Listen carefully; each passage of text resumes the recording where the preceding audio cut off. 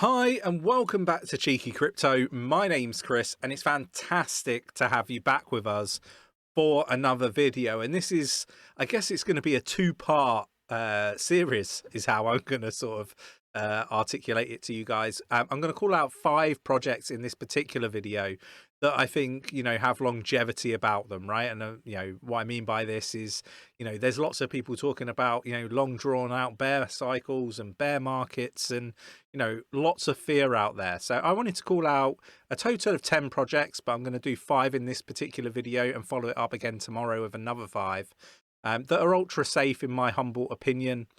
These are projects that, I think have got solid teams, solid tech, great use case, well funded, all those sorts of things that are really important when it comes to longevity. If you enjoy this sort of content, mash up that like button, subscribe if you haven't subscribed already, tapping that bell, selecting all the notifications so you never miss a video. Now, I don't necessarily align that we're going to have a long drawn out bear cycle, but I do think that, these sort of videos are valuable. So do let me know in the comments below what sort of videos you would like to see from us. We are looking at maybe sort of breakdowns of portfolios, that sort of stuff. So really interested to get your thoughts on what sort of video content you would like to see. So do let us know in the comments below. And for me, it's really important that we stay engaged right now. These are times where I think the bulk of the money, the generational level wealth is made. The research that you guys do now is fundamental to the benefits that you receive the next sort of, blow off top, that sort of stuff. So, just my message to you guys, obviously, stay well engaged and use this time to research these projects. By no stretch of the imagination am I suggesting that you go out and just go purchase these projects that I call out straight off the bat. Go do your research. There's no substitute for it. I'm not a financial advisor, and you should definitely treat this as educational purposes only. So now that's all out of the way, let's get down to the desktop. Let's have a look at the 5 projects that I'm going to call out. There might be some surprises here, there might not. Let's get into it. Okay, so we're going to start with the obvious, right? And the obvious would be Bitcoin. Now, we're not really the sort of channel that really heavily focuses on Bitcoin. It has its place as a store of value. But one thing that we are sort of banging the drum for at the moment is sort of, I guess, the level of accumulation and the squeeze on the supply, right? And, we would like to think that we're fairly switched on with this sort of stuff, right? And we wouldn't be right not highlighting the fact that there is this massive potential for a huge price surge on BTC. Now, don't get me wrong, there's lots of BTC going on exchanges at the moment.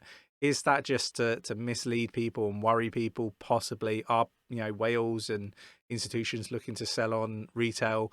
Possibly.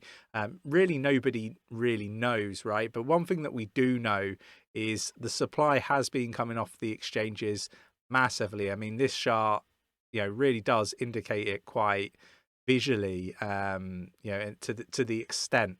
Now, I want to couple this with the fact that miners are also selling options rather than selling their Bitcoin, further putting more squeeze on that supply. So I think once the volume comes in from the retail side of things, and that might not actually happen for some time, but that coupled with maybe some volume from institutions, family offices and that side of things that are just waiting for that price to get to that point where we think there's possibly some further downside, but then there is that possibility that we do start to see another surge to the upside. So for me, I'm not really that concerned about the short term. I'm not really too concerned about the technical analysis side of things. I know Nick covers that off. I'm more sort of focused on the fundamentals, but I do take a look at stuff like this because it fundamentally has an impact on price, right? So I do keep an eye on these sorts of things. But ultimately, Bitcoin currently at 35,948.60, down 0.17% at the time of recording. Obviously ranked number 1. I think there's a lot happening, lots of adoption, and ultimately it has to make this list, right? because ultimately, you know, over a long period of time, this one is going to be, you know, very, very valuable when you consider the total supply. And obviously, you know, couple the total supply with the amount of Bitcoin that's, you know, lost, rendered useless, and rendered out of circulation, you know, again, just further compounds where we think the price is likely to be in 5, 10, 20 years time, right? So, you know, it's all about time horizon. Ultimately, Bitcoin's going nowhere, as in, you know, it's never going to leave the space. It's never going to be regulated out of the space, in my humble opinion. So ultimately, it's here to stay. The adoption is there, and I think, you know, it's definitely a good asset to get, particularly if we were to see what I don't think we're going to see, which is like these silly low prices, right, of like, you know, under 20k and so forth. I think, you know, 34 is probably where we're going to go, but, you know, possibly 32 is a number that Nick has called out. So, you know, yeah, let me know what your thoughts are on Bitcoin. I think it's just an obvious one. It had to make this video, but let's get on to the more cheeky crypto kind of viewpoint on the market, right? And the next one that I want to call out would be Polkadot, right? Again, solid team. You know, one of the founders of Polkadot was one of the co-founders of Ethereum, right? And you know, Ethereum had some real challenges to start off with. We see Solana obviously being a project that has an awful lot of downtime at the moment, and ultimately Ethereum had the same, right? And I think that stuff makes you more aware, and ultimately I think that, you know, off the back of all of those troubles, I think Polkadot, you know, has really good technology that sits beneath it. Lots of experience in the team, you know, good experiences within the space, as well as, you know, coupling that with bad experiences. So ultimately, I think it's a really strong team. I think it's solid tech. And I think, you know, we've still got an awful lot of adoption yet to happen on the Polkadot ecosystem. So for me, their focus on quality over quantity long term, I think, is going to pay off, you know, massively. So it makes this list. It's right up there. I think it's a solid project. 4.4 million total value locked, down 0.45% in the last 24 hours. Again, I'm expecting this ecosystem to grow immensely. So for me, it's a project that just had to make this list. But do let me know what your thoughts are in the comments below. Do you think Polkadot should be in my first sort of 5 picked out? Really interested to get your views and opinions. Matter of fact, just let me know what 5 you would have picked. Next one, moving on, we've got Chainlink. Again, ranked 26th, $10.70. I'm not going to sort of get into this one in too much detail as to why. I really do think, you know, it's the solid tech, you know, it's technology that is required, and Chainlink is massively integrated with a lot of other projects in the space. Now, when I, you know, looked at projects to call out for the first video, some of these are really obvious ones in my opinion, but Chainlink maybe not so much of an obvious one. Maybe it is, maybe it isn't. Let me know. But I think that when I focus on where I believe we're heading with this technology in the real world, you know, we talk about Web3, we talk about metaverse, and, you know, other buzzwords in the space. Chainlink and oracles are a big part of all of that. So ultimately, I think the use case is immense for this. The team is clearly solid, so's the technology, heavily integrated, not going anywhere. For me, you know, there's competitors, but they're going to have real difficulty, I kind of feel, you know, getting a piece of the pie. Just my opinion. Really interested to get your views and opinions on it as well. But ultimately, this one for me just had to make the list. Don't get me wrong, really, really volatile asset, but I do think that long term, you can't really go wrong with Chainlink. Just my opinion. Moving on, and Cardano ranked number 8th by market cap at 0.7798, up 0.3% at the time of recording. Now, again, this is probably going to rattle a few people. It had to make the list in in my opinion, this is a project that's going to be doing some really fundamental things in the real world. I think they're really looking to level the playing field when it comes to financial services, identification, and all the things that sort of align with where I see the technology heading in the real world in the long term. So really excited about the good that they're going to be doing around the world. Again, I feel that, it's heavily, I guess, heavily invested by retail investors rather than VCs, making it more decentralized. However, VCs, institutions, family offices, they are investing in Cardano. They may be a little bit late to the party, but we are starting to see some real adoption when it comes to investors from a VC side of things. So yeah, for me, a really interesting project that I think is going to do really well. Again, another co-founder from Ethereum, fantastic tech. Peer-reviewed tech as well. It's taken an awful long time to sort of get to market, almost fully there in most regards, and the next upgrade is going to be very, very interesting. I think we're going to see a lot of adoption. So between now and sort of the end of June, I think is a fantastic accumulation zone, depending on obviously where prices go. But ultimately one to be aware of and one to research. Only 201 million total value locked. I think there's huge adoption that is coming towards Cardano. Do let me know what your thoughts and opinions are in the comments below. Wallets have been on the up. Staked has come down 71.82% currently staked. Wallets, new wallets are down, obviously less people getting into crypto whilst the market's pulled back. Total value locked has been fairly consistent.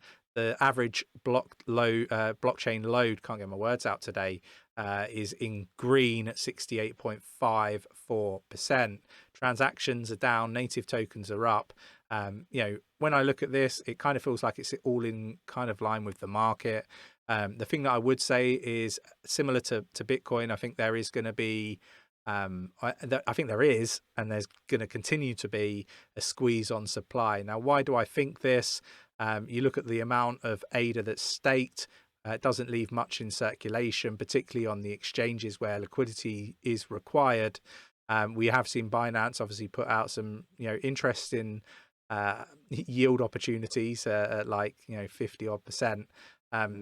Basically clearly trying to get retail to keep their ADA on exchanges, and I think that's going to be compounded by DEX protocols going live, lending protocols going live, when people look to get more lucrative yield and returns from staking on the Cardano ecosystem. So ultimately, I think that with the squeeze on supply and volume coming in again, I think this is one where we can see those price predictions people have been talking about. And yes, we've got working dexes. Yes, there is smart contracts, and yes, a lot of people are manipulating the market with misleading information in the space, which is frustrating to a point as an investor.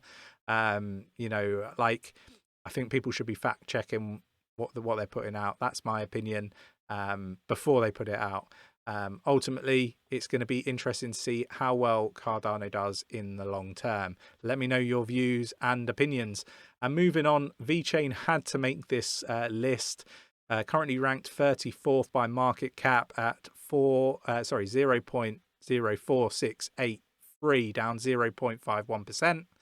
And why does VeChain make the list? Well, for me, it makes the list because it's not like Solana. It's had no downtime. It's solid technology. It's a 5-star rated blockchain technology. It was the first actually to be rated at that level. I think the business to business model that they've had is fantastic. They've got huge partnerships, well funded, but they've now got DeFi coming and hackathons and grant proposals that you can put forward to get grants, and ultimately they're having a bit of a focus on, you know, retail and NFTs popping up, metaverse projects popping up, lots and lots going on. And I'm really excited about the financial side of things, as in like the DeFi side of things when it comes to VeChain. I think that is something that is coming. I think it's going to be a powerful you know, part of what VeChain offers as a use case, as well as supply chain. I just think that it's an underrated project, mainly because of a lot of the FUD that's out there. You know, lots of business in Europe, head office move to Europe. I'm really liking what I'm seeing. I'd like to see more interviews with 𝗕𝗓𝗪. I'd like to see more engagement from that side of things, but actually outside of the marketing aspect, I think they're doing a fantastic job. I'm liking what I'm seeing, and ultimately it had to make this list because you know, it's fantastic. It's got a fantastic level of funding, and ultimately, you know, I think there's an awful lot of upside. Currently 10.3 million total locked in USD, down 0.50%. And at the moment, it's just the DEX that's on there, right? According to the data here. So really, for me, it's a fantastic opportunity. These prices, you know, don't come around that often, and you know, that's probably going to get a few people's backs up. But ultimately, you know, the bear market, bear cycles, whatever terminology we want to use, is where the bulk of the opportunity is to build generational level wealth. And at these prices, and you know, I expect us to go lower, all cards, you know, on the table. But ultimately, you know, in 5-10 years time, I don't think I'm really going to give a rat's ass whether I purchased at resistance, or, you know, at these prices, or whether I got a few, you know, cent off. Ultimately, I don't think it really matters too much long term. But I do understand the thought process, trying to get as much as you can. I really do get that. But, you know, I'm so long term, these small macro movements in the market, that they don't really concern me too much. But do let me know what your thoughts and opinions are. Do you agree with the 5 projects that I've called out? You know, what 5 projects would you have called out? Ultimately, I'm going to follow this up with a part 2, give you another 5 projects, and then I'm going to do a more risky one, of 5 projects that are more risky, but I think actually, you know, there's huge potential gains if they succeed with what they're looking to do. Do let me know what sort of videos you'd like me to do, what you'd like the focus to be. Really interested, and maybe we'll get some of those videos out. Maybe like requests or something like that. So if you enjoyed today's video, mash up that like button, subscribe if you haven't subscribed already, tapping that bell, selecting all the notifications so you never miss a video, and I'll catch you in the next one. Take care.